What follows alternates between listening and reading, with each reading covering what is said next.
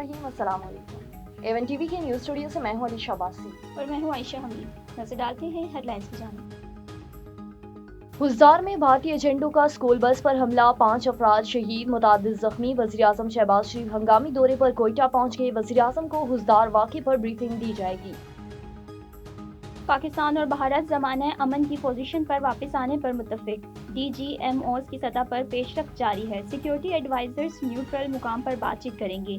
वज़ीर-ए-आज़म ने कहा, आसिम मुनीर को फील्ड मार्शल बनाने का फैसला हुकूमत का है, फौज का नहीं। मियां नवाज शरीफ की मुशावरत भी शामिल है।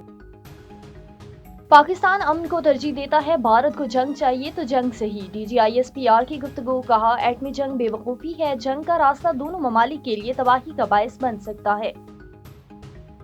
फील्ड मार्शल आसिम मुनीर के एजाज में DGQ में तकरीब, गार्ड ऑफ ऑनर पेश किया गया। फील्ड मार्शल ने यादगार शोहदा पर फूल रखे, फातह ख्वानी की। फील्ड मार्शल ने एजाज को मुसल्लह अफवाज और शोहदा के नाम कर दिया।